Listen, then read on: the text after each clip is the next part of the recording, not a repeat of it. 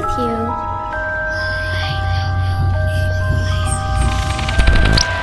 You're not afraid of the dark, are you?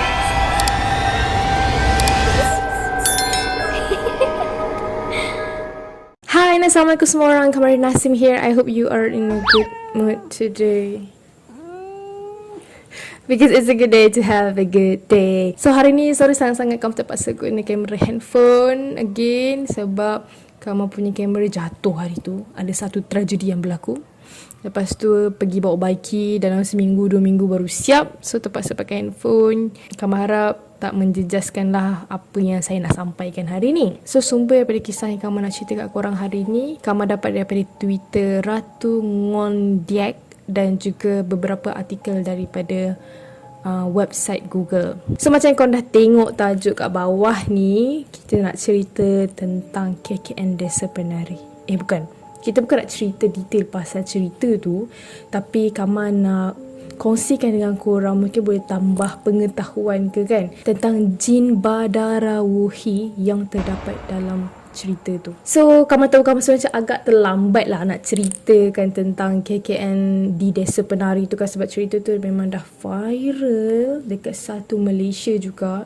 Cerita tu berasal daripada negara jiran kita, negara Indonesia. So kamu tahu korang dah ramai yang tahu kan tentang cerita tu, tapi tak ramai lagi yang tahu tentang jin yang disebut dalam cerita tu.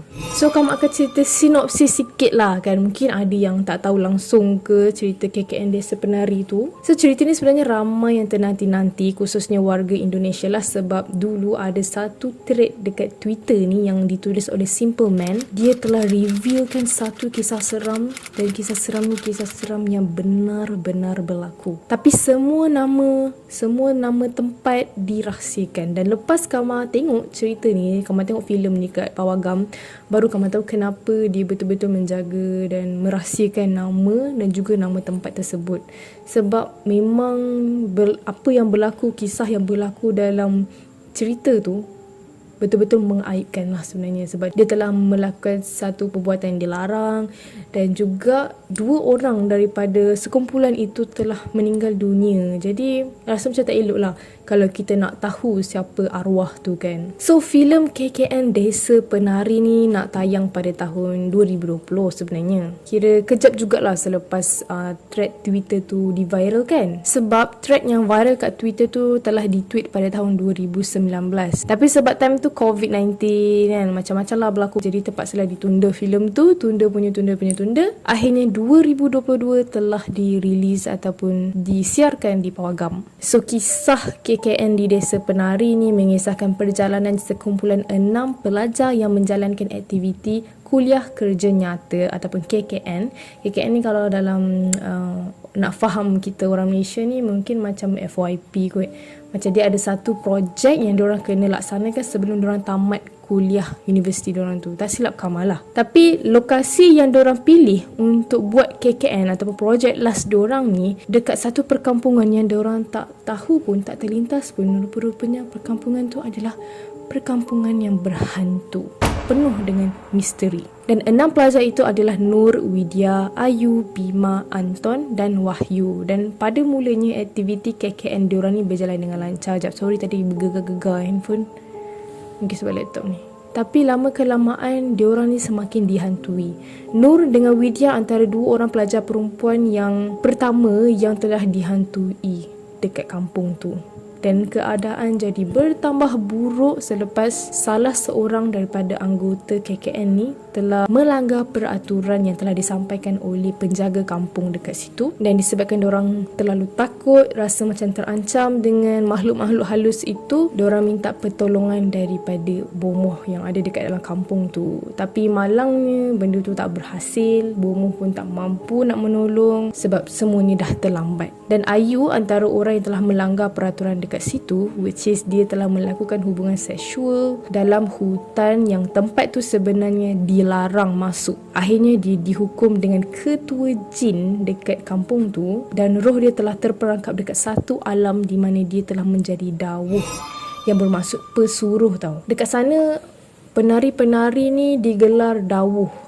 So dorang ni lah, penari-penari ni lah disuruh untuk menari. Dan dalam kisah ni dipercayai dia telah menjadi dawuh kepada satu jin yang bernama Badarawuhi. So jin ni lah kita nak merungkai asal usul dia daripada mana. So jin Badarawuhi ni adalah salah satu jin yang berasal daripada pantai selatan Jawa. Tapi dia telah dihalau dari kerajaan pantai selatan sebab dia telah merasuki salah satu badan penari yang berada dekat daerah timur Pulau Jawa.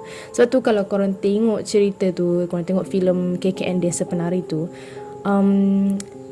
banyak sangat perkataan yang kita tak familiar. Malaysia tak familiar sebab kat Malaysia ni banyak juga filem-filem Indonesia sebenarnya, dan kita orang Malaysia ni banyak familiar juga dengan perkataan-perkataan Indonesia. Tapi bila dalam cerita KKN tu ada banyak perkataan-perkataan yang tak familiar sebabnya banyak perkataan daripada Jawa tau. So mungkin tempat tu memang terletak dekat daerah-daerah situ. Sebelum tu guys, ada satu kisah legenda yang dikaitkan dengan jin Badarawuhi ni, iaitu Ratna Narih.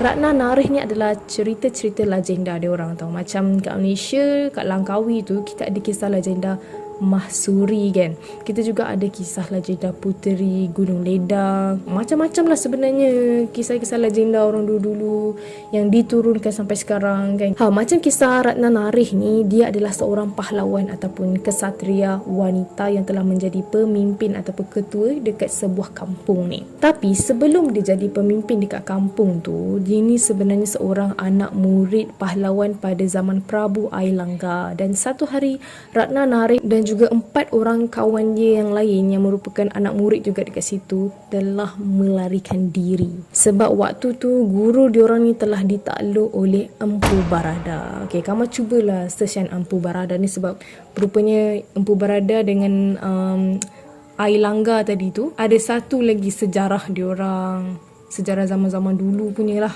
So apa yang kamu dapat daripada research tu, Empu Barada ni dikenali sebagai empu yang mempunyai kesaktian yang luar biasa. Dan menurut negara Kertagama, Empu Barada ni yang hidup pada zaman Ailangga tu adalah seorang pendeta Buddha, agama Buddha.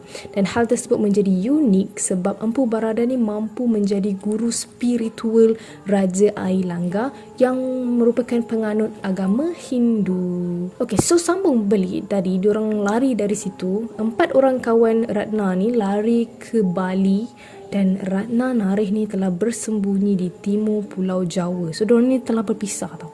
Dan sejak dari itu, Ratna Narih ni mula membina sebuah penempatan dekat Pulau Jawa tu. So, dekat kampung yang dia baru bina tu, adalah satu tempat ni yang Ratna Narih dan penduduk kampung dekat situ telah melakukan penyembahan dewa-dewa dan roh nenek moyang mereka. So, cara diorang buat tu adalah dengan mempersembahkan tarian. Tujuannya untuk mengelakkan daripada mereka ni dikejar oleh Empu Barada tadi tu. Tapi waktu tu, Ratna Narih ni dia tidak menunjukkan lagi kelebihannya kepada sesiapa. So sebenarnya Ratna Narih ni ada ilmu sakti yang dia pelajari. Sepanjang hidup dia ni, dia hanya mengkaji alat muzik tradisional yang dia selalu bawa waktu dia melarikan diri dulu tu. Dan alat muzik tradisional ni adalah istimewa.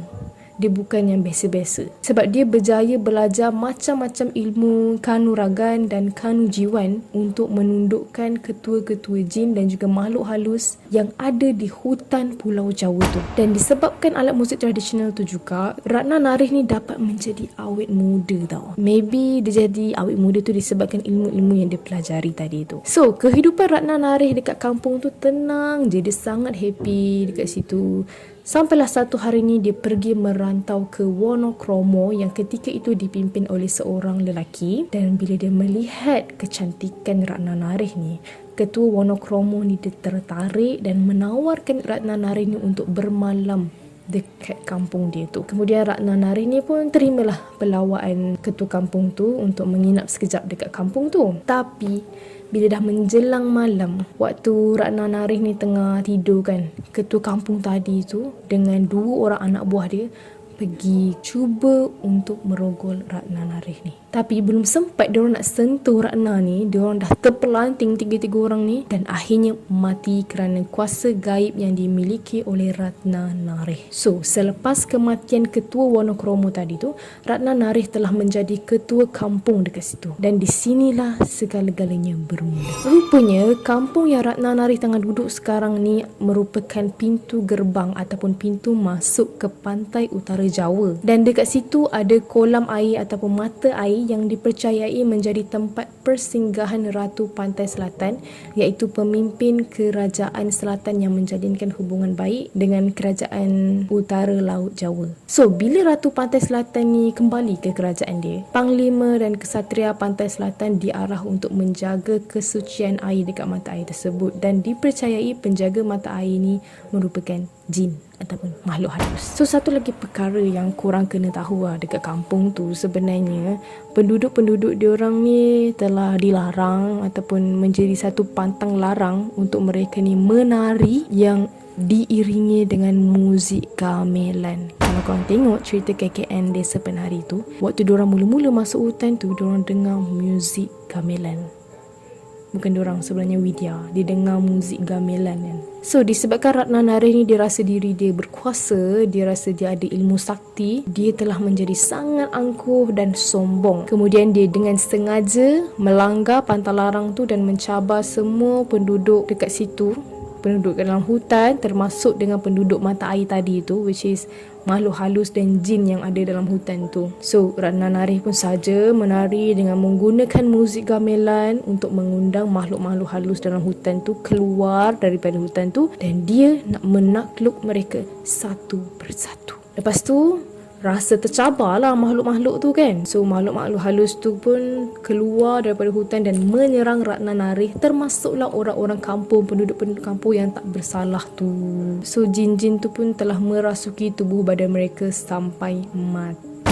Dan kalau korang tengok juga filem tu, Jin Badarawuhi yang menari ular tu, ada banyak penduduk-penduduk kan, tapi macam penduduk-penduduk tu pun ikut menari sekali, cuma diorang dah mati. So, macam penduduk-penduduk dalam cerita KKN tu sebenarnya adalah penduduk-penduduk yang telah mati dirasuki jin-jin tu.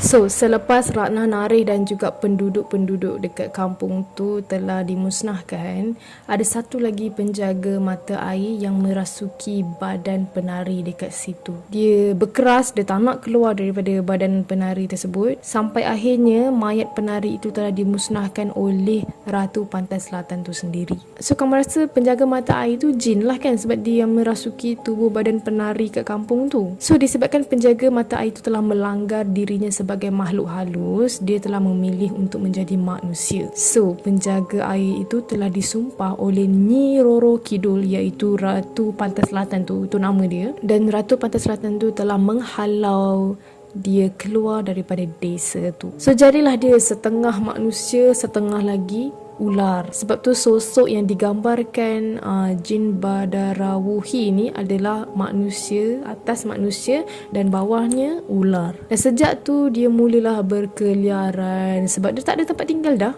Dia mengembara dari satu tempat ke satu tempat yang lain hingga akhirnya dia rasa tenang dan memilih untuk menetap di desa yang menjadi tempat atau lokasi KKN oleh Bima, Ayu dan kawan-kawannya yang lain. So, daripada situlah muncul kisah-kisah orang daripada penduduk-penduduk dekat situ yang jin ni menyerupai sosok wanita macam manusia, pakaian dia macam dari pantai selatan, which is pakai kebaya, selendang hijau. Memang ada selendang hijau dalam filem KKN tu, dan orangnya cantik dan dia memiliki sifat jahil dan juga suka menggoda, terutamanya kepada kaum lelaki, dan dikatakan boleh beranak pinak kalau ada lelaki yang meniduri dia ataupun tergoda dengan dia.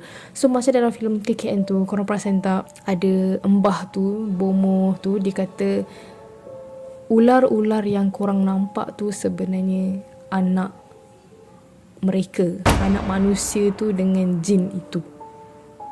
Oh my god, cepat gila dia beranak weh. Tapi dia ni dikatakan akan marah kalau ada yang cuba kotorkan tempat dia ataupun melanggar peraturan dekat tempat dia. Dan bila dia marah, dia akan bertukar menjadi separuh manusia dan separuh lagi ular. Maksudnya dia akan menjelma lah, menunjukkan rupa dia yang sebegitu. Jadi makhluk halus ini digelar Badarawuhi oleh sebahagian masyarakat Jawa, khususnya dekat tempat yang dia menetap itu, iaitu disebut Desa Penari. So, adalah relatable sikit kan kenapa jin Badarawuhi yang dalam cerita KKN tu dia pakai selendang hijau, baju hijau. Pakaian dia tu, dia punya punya mahkota apa semua aksesoris yang dia pakai tu macam sama dengan pakaian keagungan kerajaan laut pantai selatan. So, sama ada kisah legenda tadi tu benar ataupun sekadar mitos, hanya Allah sahajalah yang mengetahui segala-galanya. So, ini mungkin hanya tambahan ilmu pengetahuan je lah kan. So, Kama nak tanya korang dah tengok ke belum cerita KKN tu? Kalau korang nak tanya review daripada Kama tidaklah dalam mindset Kama tu mengharapkan cerita ni seram gila kan, ataupun Kama mengharapkan cerita dia macam Conjuring ke apa. Tapi disebabkan Kama mengetahui yang kisah ni adalah kisah benar, dah mindset awal-awal kisah ni kisah benar, and Kama suggest korang patut tahu dulu cerita ni tentang apa, macam mana dia viral and so on, baru korang pergi tengok. Kalau tak, korang akan macam tak ada seram mana pun, tak ada apa, tak banyak jump scare pun apa semua tu lah. So itu pendapat Kama sendirilah. Sebab overall Kama suka dengan jalan cerita dia sebab banyak pengajaran yang boleh dipelajari. So Kama rasa itu sajalah video untuk hari ni. Thank you yang dah tengok video ni sampai habis. Kama minta maaf kalau ada tersalah silap kata daripada video ni, and thank you yang dah tengok video ni sampai habis. For those who are new to my channel, don't forget to hit the subscribe button below and turn on the notification bell so that you will not miss any video that I put. See you in my next video. Bye.